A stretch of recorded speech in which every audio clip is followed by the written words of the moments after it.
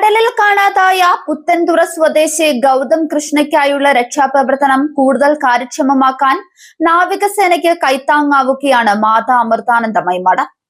Amritapuri engineering college ഗ്രൗണ്ടിൽ ഒറ്റ രാത്രി കൊണ്ട് നിർമ്മിച്ച അടിയന്തര ഹെലിപ്പാഡ് നാവികസേനയ്ക്ക് കൈമാറി. കേന്ദ്രമന്ത്രി സുരേഷ് ഗോപിയുടെയും ജില്ലാ കളക്ടറുടെയും പ്രത്യേക അഭ്യർത്ഥന മാനിച്ചാണ് മാതാ അമൃതാനന്ദമയി ദേവി ഹെലിപ്പാഡ് നിർമ്മാണത്തിന് നിർദ്ദേശം കൊടുത്തത്. ശനിയാഴ്ച രാത്രി വൈകിയാണ് മഠത്തിലേക്ക് അടിയന്തര നിർദ്ദേശം എത്തിയത്. തുടർന്ന് മഠത്തിലെയും അമൃത സർവകലാശാലയിലെയും ഉദ്യോഗസ്ഥരും ജീവനക്കാരും സന്നദ്ധ പ്രവർത്തകരും ഒത്തുചേർന്ന് യുദ്ധകാലാടിസ്ഥാനത്തിൽ രാത്രി മുഴുവൻ വിശ്രമമില്ലാതെ പ്രവർത്തിച്ചു. പ്രദേശത്തെ കരാറുകാരിൽ നിന്നും മറ്റ് സ്ഥാപനങ്ങളിൽ നിന്നും ആവശ്യമായ ഇന്റർലോക്ക് കട്ടകളും സജ്ജീകരണങ്ങളും മഠത്തിലെ വാഹനങ്ങളിൽ തുടർച്ചയായി എത്തിച്ചാണ് ലാൻഡിംഗ് പ്രതലം നിർമ്മിച്ചത്.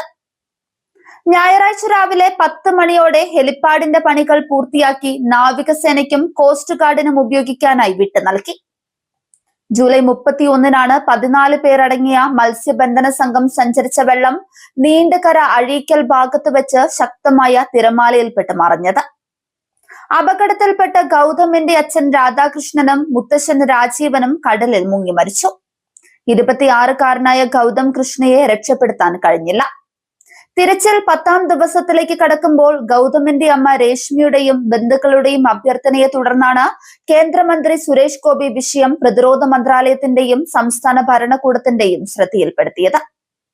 കൊച്ചിയിൽ നിന്നുള്ള നാവികസേനയുടെ അതിവേഗ പെട്രോൾ കപ്പലായ INS കൽപ്പേനിയും വിദഗ്ധ മുങ്ങൽ വിദഗ്ധരും സോനാർ സാങ്കേതിക വിദ്യയും ഉപയോഗിച്ച് തിരച്ചിൽ വ്യാപിപ്പിച്ചിരിക്കുകയാണ്.